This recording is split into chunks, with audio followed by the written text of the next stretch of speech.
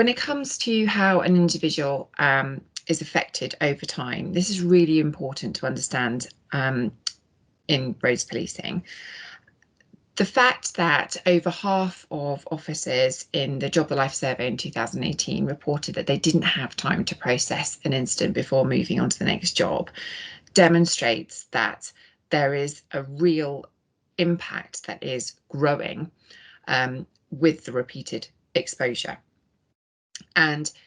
what we also have learned through several years of research and basically talking to police in all sorts of different roles is that when you join the police, you soon become very aware of the fact that your baseline stress level is slightly elevated, because let's face it, you're dealing with people's worst days, you're dealing with things that go wrong, and that is the part and parcel of everyday life. So your body stress response and your mental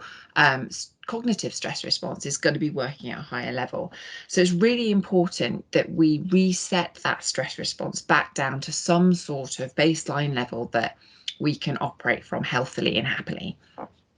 And what we found in the survey was that in general, those who didn't have any PTSD symptoms, so no clinical symptoms of post-traumatic stress disorder, were otherwise relatively healthy, that over half were actually experiencing flashbacks and re-experiencing symptoms of PTSD. Over a quarter were exhibiting avoidance behaviour, so trying to avoid memories of incidents or places or people that reminded them of a difficult job. And that nearly half of officers had this ongoing sense of heightened threat, so hypervigilance that was becoming quite uncomfortable. And that was in people who didn't actually have any clinical symptoms. So this is really worrying, because what we're seeing now is that the effect on the individual is physical, it's mental, and it's happening even without those clinical levels of trauma impact. When there are cases of complex PTSD and PTSD, this is where the impact on the individual really escalates and moves up a level. When it comes to complex PTSD occurs when regular PTSD from exposure to traumatic incidents hasn't been processed, and the trauma builds up over time. And I often describe it as the kind of darker side of PTSD, where the effects, the long-term effects of not having made sense of something very, very difficult starts to affect our psyche and affects our ability to regulate our emotions, so we don't calm down as much as we should do or could do after getting upset or angry. It affects our sense of self-worth, which is already somewhat jeopardized in the policing role at times, a sense of being able to be effective in the current climate, and a general sense of failure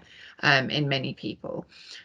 So we're aware of the weight of complex PTSD on the mind, but unfortunately what we also discovered through this survey in 2018 was that those with complex PTSD were actually twice as likely to have problems with their gastrointestinal system, so IBS, stomachache, problems with digestion, really quite major discomfort, were 3 times as likely to have cardiovascular disease and cardiovascular problems, so looking at high blood pressure, irregular heart rates, and chest pain. And were also experiencing higher levels of sleep disturbance. So it's really, really important that we really understand that an individual needs to be able to process an incident in order to prevent getting disorder from its lack of processing, so post-traumatic stress disorder, but also that if people do experience trauma impact and disorder, that they work through this, they access the right support and treatment and care, and can move on from that, because if we don't, we're much more likely to develop complex PTSD. And the worrying thing that we also discovered in the survey was that complex PTSD in policing is actually more common than simple PTSD.